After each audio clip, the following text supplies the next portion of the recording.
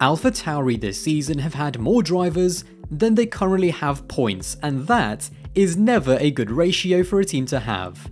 It does, however, illustrate the unique position that the team finds itself in, where behind the non-existent title fight, I think the question of who's going to be there in the Red Bull and AlphaTauri in 24 and 25 has probably been the biggest story towards the end of this season.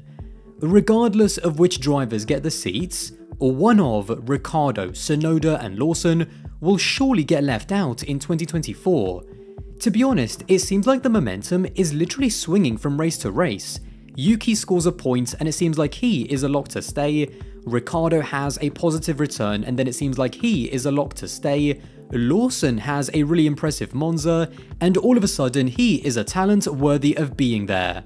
Although Yuki to me would almost be like the first name on the team sheet, and then I think you can decide how to fit Ricciardo and Lawson into the driver market puzzle, being at AlphaTauri means you've got to be able to step up into the Red Bull, but I just don't see Yuki as a future Red Bull driver, which I think then leads us onto the question of why should AlphaTauri keep him going forward?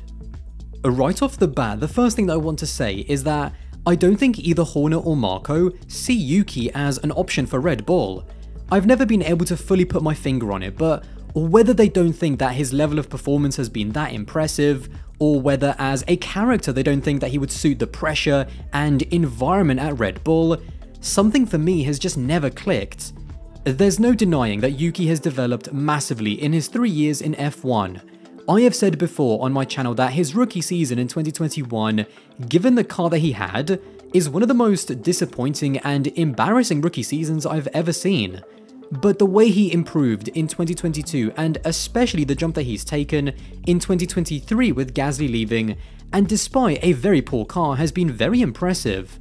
Now, I am not trying to make it out as though he is now a world championship caliber driver, but I do think that the level of performance that he has shown makes me think that he is now a safe, reliable driver who in the right car can be a consistent and dependable point scorer, and maybe even someone who could challenge for the podium if given the right machinery. Despite that, it's never felt to me as though in the eyes of Red Bull, he's ever really been an option for Red Bull to consider. When he was dominating his teammate at the beginning of the season, the narrative quickly shifted to De Vries underperforming. When Checo started struggling and his future became a topic of debate, it was Ricciardo who was on pole position from the off to be his potential replacement. I wouldn't say Yuki is an afterthought, so to speak, but for Red Bull, I don't get the feeling that they fully rate him or actually understand themselves how good he actually is. And now, to be honest, I am not here to say whether Red Bull are right or wrong to think that way. If they feel that Yuki is good enough for AlphaTauri, but not quite good enough to be the obvious next in line for a chance at Red Bull, then that's what they think. Just listening to the team talk the past few months, the wave of support around Ricciardo has been pretty obvious, with Horner even coming out and admitting that he's a candidate for 2025. Whilst with Yuki, it seems like he is seen more as a measuring stick rather than a firm option for 24 or 25. The point to all of this is that it got me thinking, what is the point of Yuki being at AlphaTauri? Even if it doesn't happen this year, if he is always seen by Red Bull as a driver who is good, but not quite good enough to be given a chance at Red Bull, then surely it's only a matter of time until Yuki is dropped, whether it happens this year or next. That also doesn't take into account how spontaneous Red Bull are with their juniors. There is always the possibility of a junior coming into the team and showing more potential, at which point the team will feel like they don't need Yuki anymore. That is almost the place that Liam Lawson is in right now, except the fact that there is a third driver in the mix, but even so, going forward with that constant threat of being replaced by a younger driver who can quickly supersede you in the Red Bull hierarchy, it just means that there's even less certainty going forward. And now, lots of fans might point to the Honda connection with Red Bull as a justification to keeping Yuki, but although there are Honda logos on the RB19 and the AT04, this is strictly because there is still a technical collaboration between Honda and Red Bull powertrains. In reality, we're in a transition period right now until Red Bull fully link up with Ford for 2026.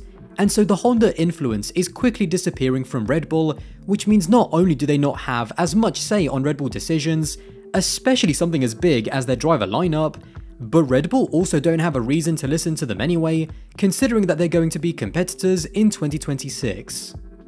I am very interested to know where Yuki Tsunoda's head is at the moment.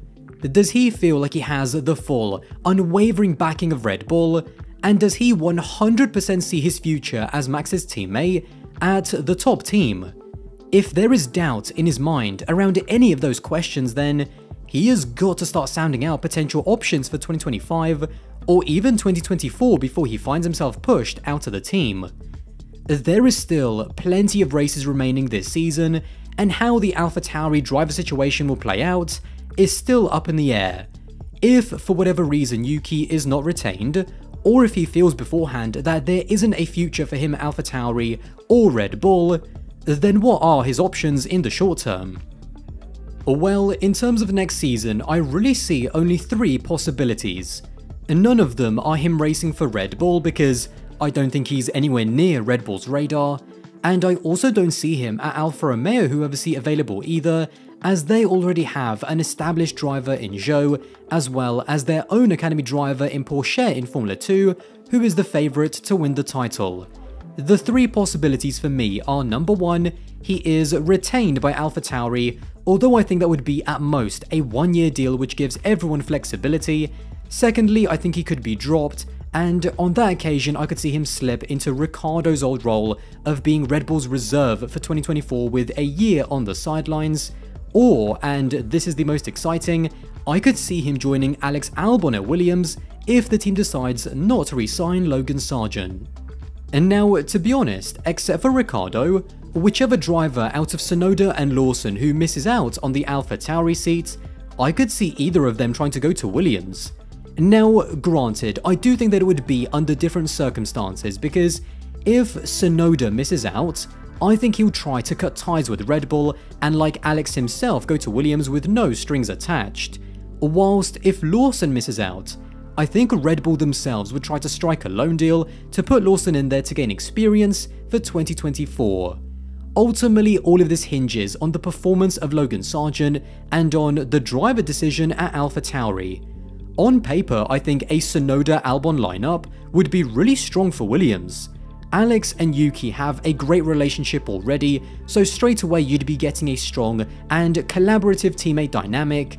And although I rate Alex higher than Yuki, I still think that it would be a closely fought partnership with lots of experience that would certainly get Williams more points as a collective than what they have now. If AlphaTauri for next season decide not to retain Yuki, then I really do think that that's the most realistic option for next season. However, if he is retained by AlphaTauri for 2024 and then on the market for 2025, you can't discount Aston Martin, who in 2026 will become a Honda-powered manufacturer team. And now, unlike with what I talked about with Red Bull, Aston Martin do have a lot more of an incentive to at least hear out what Honda have to say if they feel like Yuki could be a great fit. President of Honda Racing Corporation, Koji Watanabe, when asked about Tsunoda potentially being an option for Aston Martin, said, "He is originally from our school and in Formula 1, he is doing very well. We're happy to see him succeeding, but talking about the future, we still have 3 years to go, so it's too early for us to say what will happen. But we are hoping that he will become a candidate, but it's up to the team to make the final decision." The unique driver situation at Aston Martin adds a layer of complication to Yuki potentially going there, because if Fernando decides to leave at the end of 24 or 25 and Lance is the only nailed-on driver, Yuki is good, but I don't see him being that world championship caliber driver that can replace Fernando Alonso. And now a lineup of Alonso and Tsunoda, that is a very exciting prospect. But for a team that's gearing up to be title contenders in 2026, unless Yuki takes a massive step up, I just don't see enough quality in a Tsunoda-Stroll lineup. Despite all of that, I still think Yuki's best bet is to jump ship now. Again, I don't know how he feels. I mean, maybe he feels as though he's got all of the support and trust that he needs from Red Bull, and that he is their driver for the future. But from the outside, I just don't get that feeling from Horner and Marco that they really see Yuki as a prototypical Red Bull driver. Yuki's stock right now is almost artificially higher than it's ever been because he has had a relatively strong season given the car that he's driving, and neither Ricciardo nor Lawson have had the time to really beat him. That is why I think now is the time to really cash in on that stock and really push for a move to Williams away from the Red Bull program.